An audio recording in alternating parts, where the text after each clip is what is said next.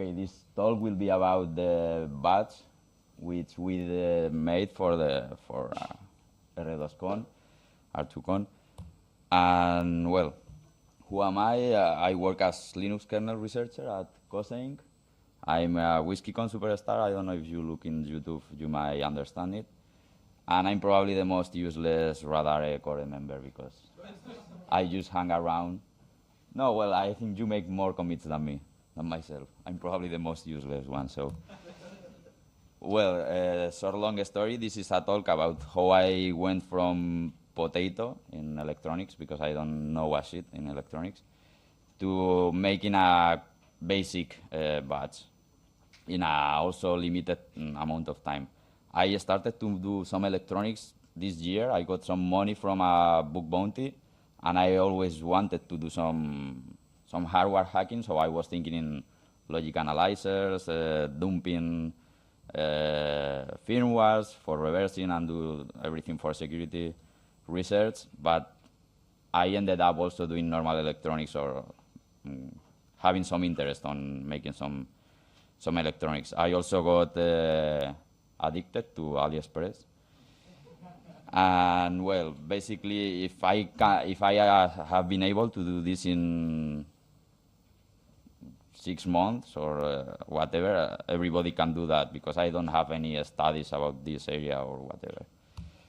So this is what I ended up after 9 months. I ended up setting up a small lab in there. So the timeline, the basic timeline, was on 12th of July. I started to talk to Pancake about, I don't know a shit, but I have started to etch my own boards, and I think that I can design my own boards also. And I told him, what do you think? Do you think that that it would be nice to make a batch for r2con? And he said, yeah, try it, go ahead. And it was like, but I have no fucking idea. This can go really, really wrong. So I'm not going to take the conference money to make this and not good and not getting it to work. So let's do a small batch, use 20, 25 boards for speakers and the contest. And I will pay it with my own money. And if it works and you like it, then, well, just pay me for the components. So I started to work on it, and on 15 I get the first prototype on breadboard. During 14 and 17 I started to order components on AliExpress. On 17 I made the schematics. 21st I made the then I made a first prototype, an etched prototype of the board, physical prototype. And then I ordered the boards, and 25, something like. So I don't know, it's like the design was done in 10 days. It had to work because the time I have available is 1 month and a half, and when you order component to China, it can go from 10 days to 30 days. So there is no much time for error if something wrong happens. And I had to make a working design in just 10 days, so it's a really, really basic thing. Then the boards arrive, the components arrive, then I assembled them and made a crappy firmware for it. And then the last day before taking the train to come here, I started to flash the boards to see that many of them were not working. So I had to do the debug and fix them. So, well, you have to keep in mind that I have zero experience with manufacturing, how this works, China, who are the vendors, and all that things. I would have loved to make badges for everyone, but it was pretty ambitious to me. I cannot do that at this point. So, and I also had 1 month to do everything, as I said, and when you work for China, you only have a limited amount. You have to wait a long time. If something fails, you don't have time for order new components and fix the bug or the fail or your fail on the design. And it also had to be cheap because I was paying it with my own money. And I don't have anyone to ask because my friends don't do this kind of things. We all do software security and things like that. So, well, I started prototyping, and in order to save time, I had to do everything with components that I already have at home. If at that point I started to buy components to China, wait for them to arrive, test a design with the new components and all that, I will lose another 30 days or 15 days or whatever. So I had to do a design with just the parts I have around home. And I also have to get, well, you will see, I also had to get components even from boards, because I didn't have any USB to UART converters, so I started to look in the ones I had around home based on different chipsets, and the cheapest I found available on AliExpress was this one. So, and I have some boards at home, and whenever I wanted to buy just the component, this was the cheapest one. So I ripped the chipset, the IC from the board. And also there are on some components that when you are Chinese, the datasheet is limited, or there are not even datasheets, so you have to figure out how they work. This one had some datasheet and some people on the internet who wrote how it was working and all that shit, but also because I was kind of bored, I decided to make a small reverse engineering of the board. It's a really stupid board. It's a small board, so it doesn't have any complication, but I just did it for fun. And for example, the most funny thing of this serial to USB converter is that they used 2 diodes in here, because USB is 5 volts, and this chip was working at 3.3 volts.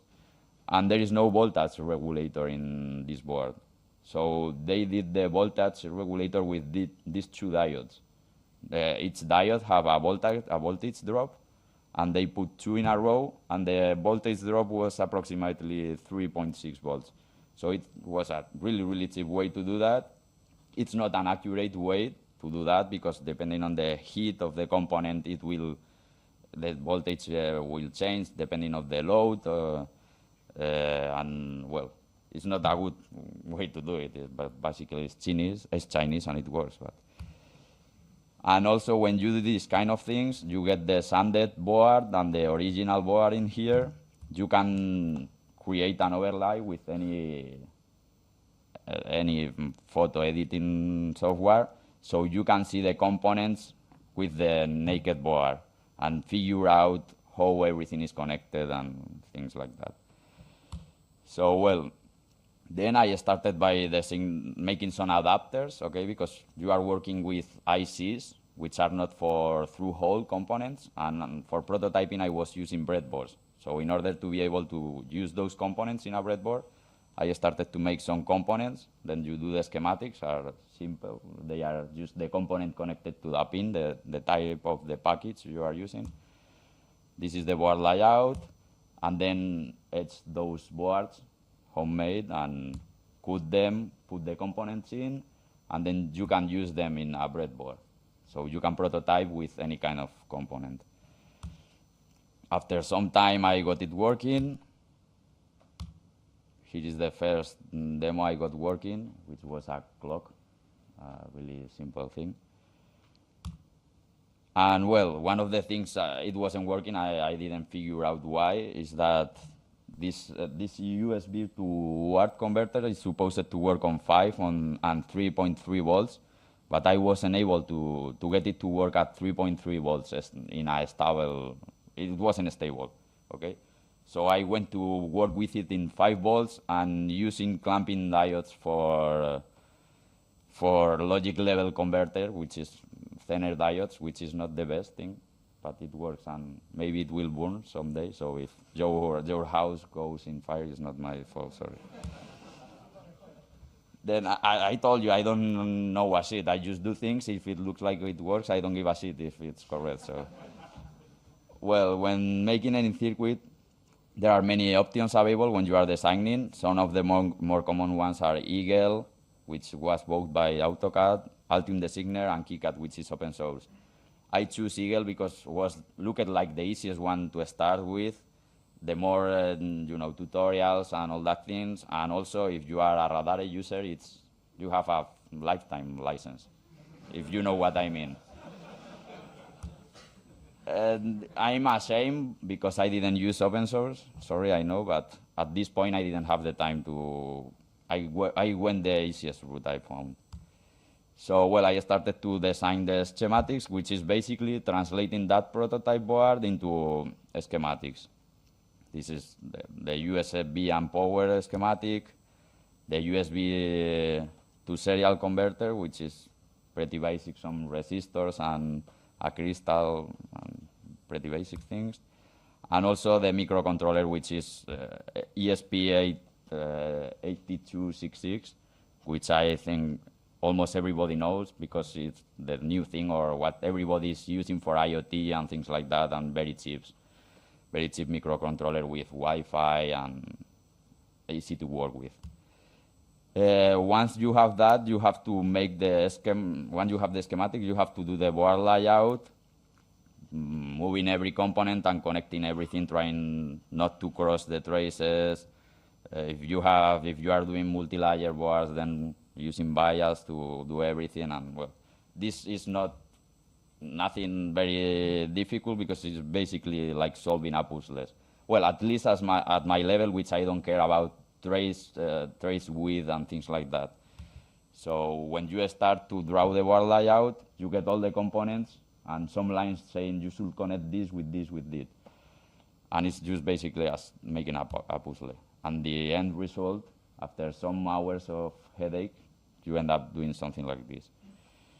Then you have to test that your design is working, because you are not going to send the PCBs for production and then when you get from China, you have been waiting 15 days and they don't work and you don't have any time for fixing that. So you have to test it.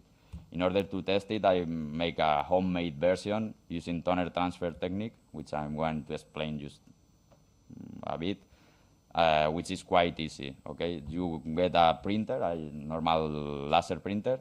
You print in a glossy paper or a normal paper. If you have glossy paper, it's much better. And then you transfer the toner from the paper to the copper, to the PCB, by applying pressure and heat. To do this, you can use a normal home iron.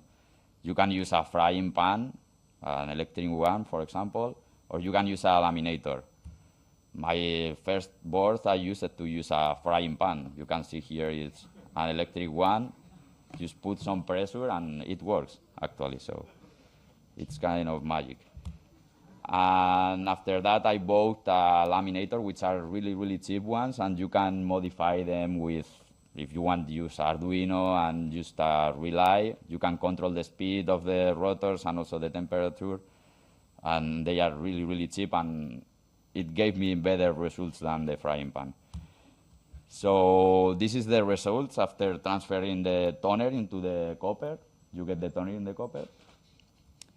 And then you have to etch the copper which is not covered by the toner. You put it in some chemicals, like chloric ferrite and things like that. I don't know exactly the name in English. And after that, it will eat all the copper and leave only the copper which have been covered with toner. Then you clean it, the toner, and then you get this. After that, well, once the boards are etched, you can apply solder masks, but for homemade boards, this it's not worth the trouble usually. You can find solder masks in different formats, like in paste, in dry film, or coating sprays and things like that. This is, for example, cheap solder mask in paste format, which I use from China. And this is the example, because after you apply the solder mask, you have to cure it using a UV light. Also, you can use lasers, because everybody loves lasers. So, well, this is one cheap Chinese laser I got. It came the full kit, also with the glasses, which they remembered me this. For those who are not Spanish, this guy is a fortune teller who appears at TV during night.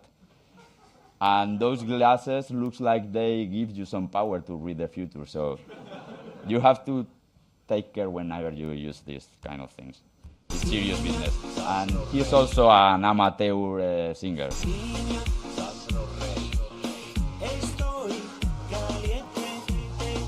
Just for your enjoyment, okay? For those who doesn't understand Spanish, he's saying that he's hot. I leave that in there. So, well, you can use a laser. Just put the laser in a CNC machine or a 3D printer. And for example, you can use it to do the part instead of doing toner transfer. You can use the laser to you cover the whole PCB with black paint, and then you use the laser to remove the black paint that you don't need, and then you draw the design. So sorry for my city English, but also you can use it to remove solder mask from the PCB pads. So you can use a laser for several things. Sadly, I didn't have the time. I have the 3D printer at home, which I use a lot, but I didn't have the time to do the mod and put the laser in there and do some testings. But it should work. I have seen people, and it's the next thing I want to try. This is an example of doing it with a laser. You cover the PCB with ink, and then use the laser to draw the design. Or this is using a CNC machine, which is also possible, but I don't want to buy even more things. So this is an example of the PCB. Once you have it etched and everything, then you cut it, you drill the holes and the vias and everything, and it has some shitty green looking because I put some solder mask to avoid shorts in that area because I had to place some components in there, and in order to avoid some shorts, I used some solder mask.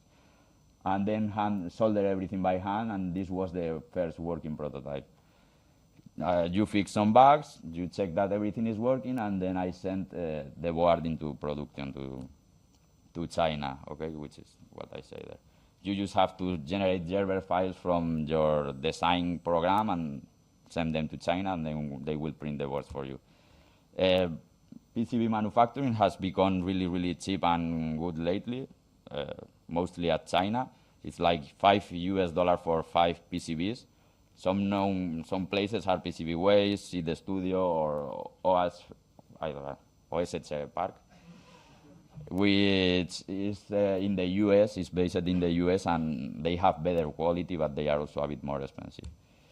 This was the final result after they sent me the boards from China, which I was really impressed that I cannot believe that this looks so good.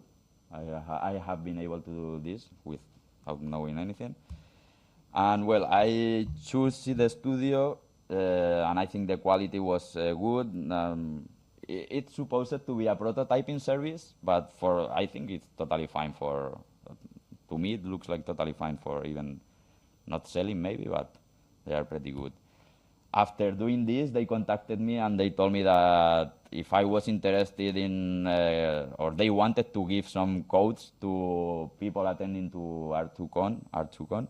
And if you use this code at their website, you will get 10 boards for $5. You can order whatever board you want. You like. If you want a J-tabulator or, I don't know, a chip whisperer, just download the design because they are open source, send them to them, use this code, and you will get 10 boards for $5.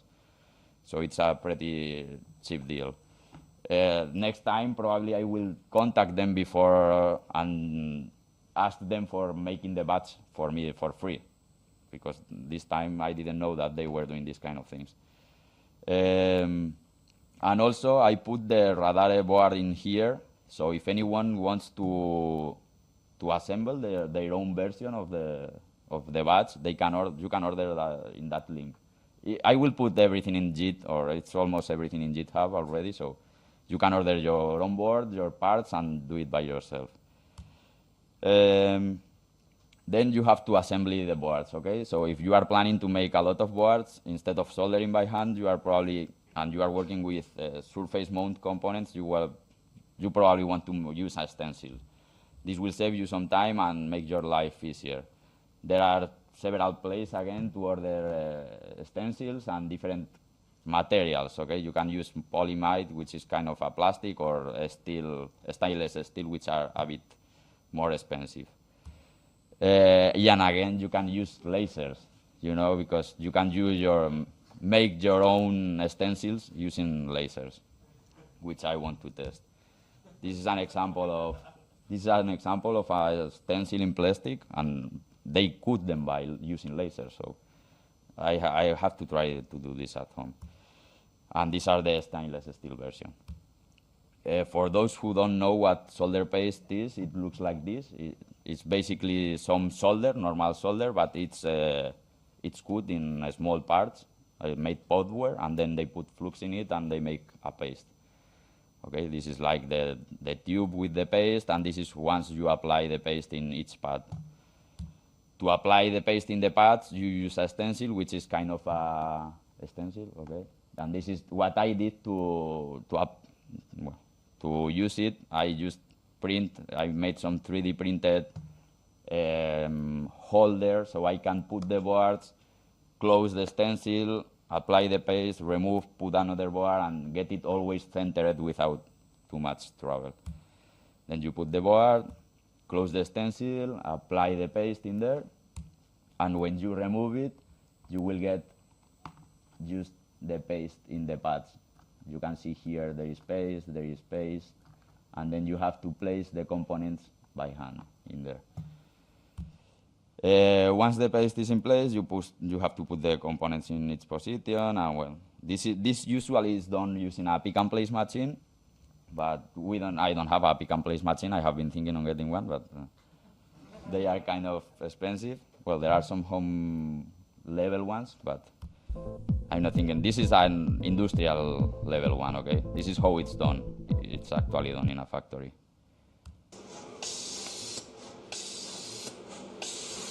But well, in my case, I don't have the resources to do this, so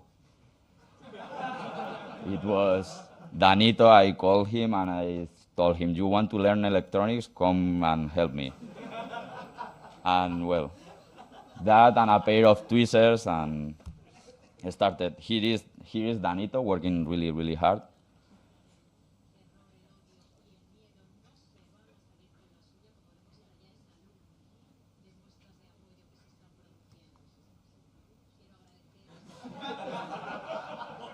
Sorry for it's not suitable for work, but well, once the solder paste and the components are in place, you have to apply heat in order to solder everything, to melt the solder paste and solder everything. This process is called reflow, and it can be made using a heat gun, a reflow oven, or even people used to modify cheap toasters or small ovens for pizzas and things like that. Or you can even use, again, a frying pan. It works. It's not the best thing, but it works. So basically, when you reflow, you are making a curve or a pattern of heat, depending on the type of solder you are using, if it's lead-based or not. And well, basically, those are the patterns that you use. You first preheat the board, and after that, the part where the reflow happens is actually here, which is like 30 seconds or something like to melt, and then you cool it. I got a reflow oven, which you can see here, and then you can put your custom profiles and everything in there. And this is a kind of cheap oven. It has been a long time around. This is used a lot by the open source community and home people who makes their own boards at home and things like that. And there are even an open source firmware and many modifications, so it's a kind of a good deal for the money. In order to use this oven, I did some modifications. I had to make, there was a design to add some more sensors, some more temperature sensors, which were better and more accurate, and you would place in anywhere or around the oven. And well, it was using I2C protocol. It was some ICs and well, whatever. And there was a design in there, but it was a board which was multi-layer board, and I wanted to do the board at home. I didn't want to do a multi-layer board, so I redesigned everything to make it use one layer. I also had to modify the firmware, which was open source, one open source version, so I can now choose which sensors I want to use. if I want to use the 4 sensors, use the 2 in the air, or use the 2 that I can place anywhere. And this was the board I designed, which you can see is pretty small. And this is what happens when you don't use solder masks, sorry. That you have to do drag soldering on such small pieces, such as small components, that if you don't use solder masks, you will end up applying solder everywhere. So, well, this is some boards getting cooked in the oven. And at last, when you have the boards cooked, you should clean them, okay? This is an ultrasonic cleaner, but I didn't have one. The solder paste which I was using is really cheap, and it left some nasty residues which were really hard to remove. The flux is supposed to be no clean, so I opted to leave it as it instead of cleaning them. So sorry. If you wanna try to clean them at home, just try it. But I didn't do it. This was the results after cooking some boards. Well, as any manufacturing process has defects, and our home lab is a piece of shit, so we will be having some defects, honestly. So, well, you have to trace where the fail is and being able to debug it. So you start with visual inspection, then you use a multimeter to check every voltage is okay, the power supplies, the voltage rails, and whatever, and then the oscilloscope if you don't know what the fuck is happening. This is basically the setup. You open the schematics, you put the board, you power on the oscilloscope and the multimeter, and start tracing. This is the most common issues that I had. I had some micro USB connector sorted, some crystals some oscilloscope crystals for the USB to board which were bad, some capacitors which were sorted under the capacitor after reflowing, and one resistor which was bad. Some of the boards have those issues in one board. This is an example, for example, of a sorted USB. You might not be able to see it, but this is sorted in here. There is a piece of solder in there. This is another example, and it's sorted in these 2 pins. This is a really easy fix, as you can see. Fixing this is dead easy, and you will find it quite quick. So this wasn't a problem. Voila, it's fixed. There is not much a problem. There was other problem which I was going crazy because the microcontroller was working fine, but the USB UART wasn't working. You connected it to the computer and you didn't get a serial device. So I was like, what the fuck is going on here? Testing everything, and then I fired up the oscilloscope, checked the crystal, and it was supposed to be 12 megahertz, and you will see the reading here is 25, and I was like, what? I bought some 12 megahertz crystal. What the fuck is going on in here? All these were bad crystals, okay? Not bad, it were bad marking. And then I found one which was like this. You can read here at 12. And if you do this, there is a 24. And at that point I was like, what? That these Chinese people is trying to fuck me. So, well, I also had some problems which I don't really know why it was. Maybe someone who knows something about electronics can tell me. But I had some shorts, for example, behind these 2 capacitors. They were sorted below the capacitor, and also they used it to sort in here. I don't know if it's because I made the holes in the stencil were too big and I applied too much solder paste, or because we weren't cleaning the stencil too often. So some solder paste were sticking in the stencil, and then we were putting too much. I don't really know why this happened so much. And well, here is the list of parts which is quite easy. Basically, everything is capacitors, resistors, some LEDs, the USB to serial converter, the screen, the microcontroller, the shitty crystals, the micro USB, some tenor diodes for the clamping, and the voltage regulator. If anyone is interested in pricing, the PCBs were 30 PCBs, $27, $20 for the stencil. Now they are selling them for 10, so I ordered just before they made a discount. And it was most expensive to ship them than the materials. And usually they ship you by mail, and you don't have to pay anything. But when you order a stencil, and it was so big that they had to pay, they have to send it by express mail. They cannot use normal mail, so they charged me more. So, well, this could have been much more cheaper. And for the components, the screens were the most expensive part, which were like €2.50 for each screen, $1.50 for the microcontroller. The USB to serial was the cheapest one I can find. As I told you, I looked through all the boards at home, and this one was the cheapest. And, well, some buttons, micro USB, and the voltage regulator. In total, I did like €120 in components, but also you can get this cheaper. So with Wimelic, the price by batch, it was €9.76, but this can be cut to a half by making your own stencil, ordering more components, or in the quantities.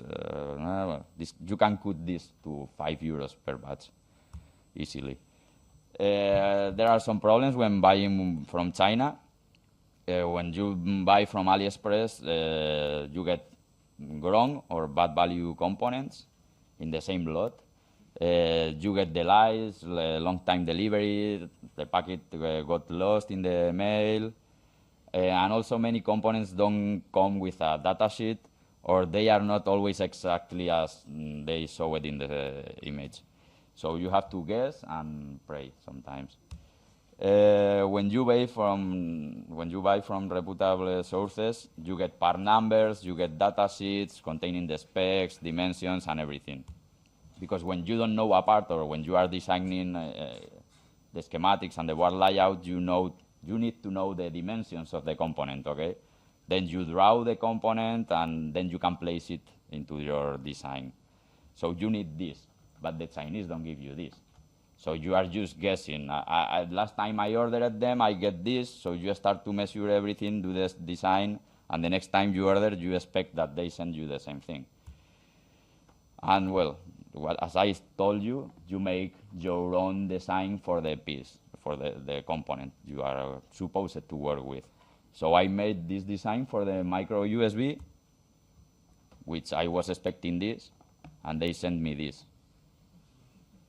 And this is one of the, this is why I was getting some USB getting shorted, okay? Because when you reflow, the solder can go here, but when there is no space for the solder to go out, they will go and short.